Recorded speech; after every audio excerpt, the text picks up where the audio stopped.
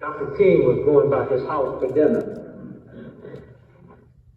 He was due at 7, but they had to move it up because 7 would be a little too dark to shoot somebody.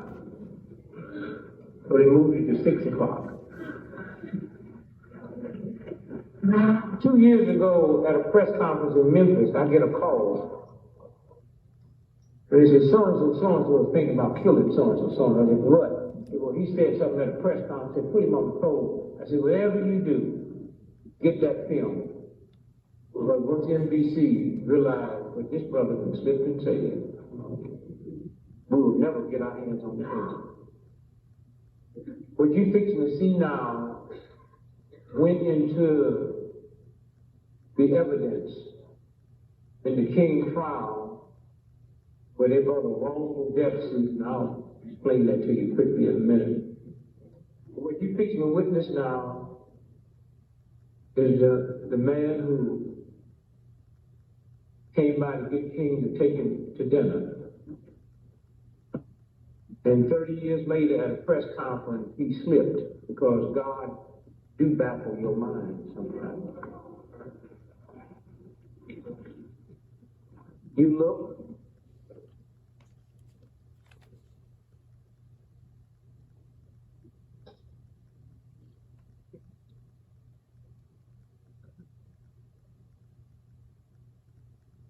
activities are geared especially for the young who did not have a chance to get the feel or to know what the civil rights movement actually was about. Even as they marched, now they could have stopped in a hotel, but when you think about marching from Memphis to Jackson or Jackson to Memphis, that was a hotel. You stayed in churches, you stayed in people's homes, and that's how we got over, that's how we got through. The struggle was a spiritual struggle. You couldn't pay people to do what we had to do. You couldn't pay people to stand before mad dogs and fire hoses and billy clubs and cattle prods.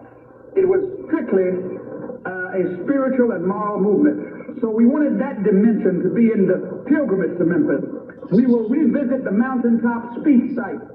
That's the Mason's Temple, where Dr. King made his last address, which he almost didn't make, because the night that we were having that rally, there were tornado warnings, and he was behind on the Poor People's Campaign.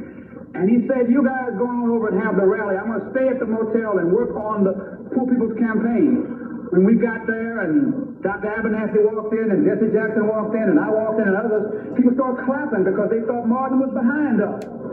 And so Ralph's preacher said to him, this is not our crowd. And he went to the phone and called Dr. King. And that any of the marches that we had in those days, you have an opportunity to bring the children and bring the family and march with us.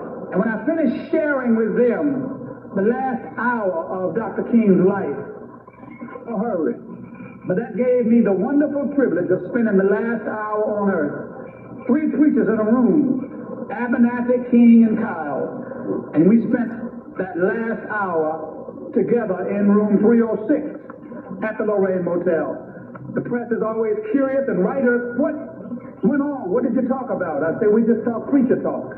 What preachers talk about when they get together. Y'all pay real attention to what you're fixing to hear now. About 5:45, we walked on the balcony, and he was talking to people in the courtyard. He stood here and I stood there.